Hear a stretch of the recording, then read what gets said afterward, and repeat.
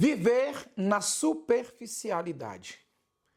Será que realmente nós estamos sendo maduros espirituais ou nós estamos sendo infantis dentro de um conhecimento teológico? Quantas vezes nós lemos a palavra de Deus e atribuímos a ela uma determinada informação e aquela informação ela passa de geração a geração e vivemos dentro de uma superficialidade.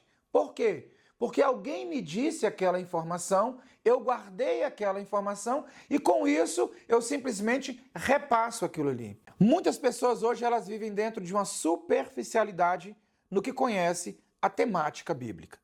Eu sou o pastor Wellington de Lima, sejam todos bem-vindos ao canal Terceiro Céu.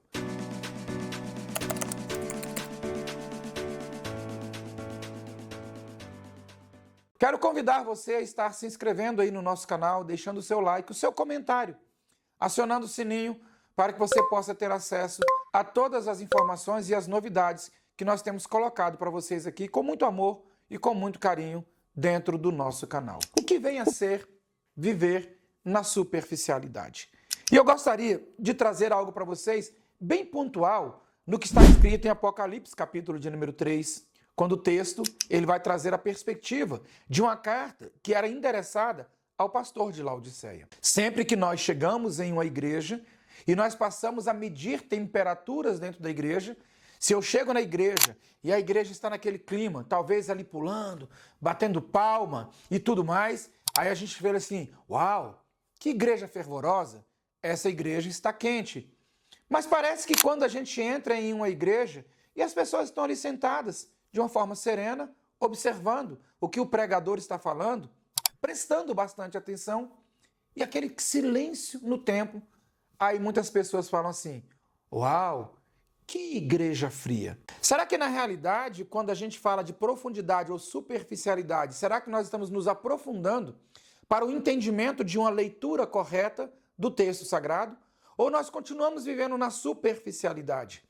Certo é que muitas pessoas leem a Bíblia de qualquer forma e com isso criam as suas perspectivas e vão simplesmente repassando isso para outras gerações, quando na realidade nós precisamos viver de uma forma profunda dentro de todo o conhecimento teológico da palavra de Deus. Vamos analisar aqui rapidamente o que esse texto está querendo dizer.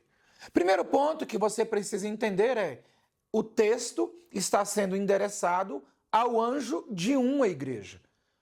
Se alguém mandasse uma carta, ou quando eu recebo uma carta aqui no meu gabinete e vem endereçada de alguém, aquela carta, ela é para mim, o teor daquela carta, ela diz algo inerente a mim. Então, quando o texto ele é escrito, ele está sendo escrito para o pastor da igreja de Laodiceia. E aí você observa que a própria palavra de Deus, e aí nós falamos sobre a importância da leitura e não vivermos de forma superficial ou de uma interpretação bíblica, a própria palavra de Deus, ela vai dizer o seguinte: quão bom seria, e aí deixa eu parafrasear aqui com vocês, se vocês fossem quentes. Uau, que maravilha, era melhor que vocês fossem frios. No entanto, vocês são mornos. E por vocês serem mornos, estarem nesse tipo de temperatura, eu vou vomitar vocês da minha boca. Pegamos o texto, trouxemos para a igreja e começamos a mensurar a igreja por uma temperatura. Essa igreja é quente, essa igreja é fria. Mas quando na realidade, o que o texto está querendo dizer? Será que Deus, na sua infinita sabedoria, ele chegaria a utilizar a expressão era melhor que você fosse frio?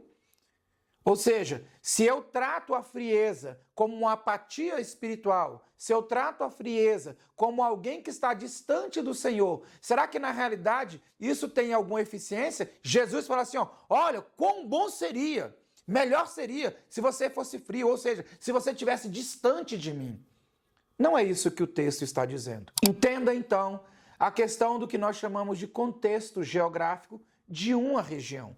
Sempre que se vai interpretar a Bíblia, nós temos que levar em consideração a questão do contexto geográfico, a questão da arqueologia e muitas outras questões contextuais.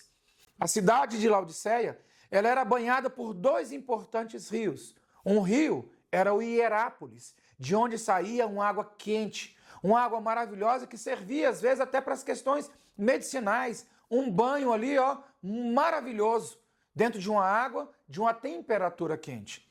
De um outro lado, nós tínhamos um rio que era Colossos, de onde vinha uma água fria, uma água gelada, uma água refrescante, uma água boa para se beber, trazer então aquilo que era refrescante para qualquer um que fizesse uso daquela água. No entanto, quando essas duas águas se juntavam, a água ao qual era produzida a partir dali era uma água que não tinha eficiência. Era uma água que não tinha uma utilidade devida ou algo melhor direcionado. Então, quando Cristo está falando para que aquela carta pudesse ser escrita, ele estava dizendo assim, ó, era melhor que você fosse útil sendo quente, era melhor que você fosse útil sendo frio. Mas como você não é quente nem frio, então você está no meio termo. Cristo está trazendo algo para que aquelas pessoas pudessem entender o que estava sendo dito.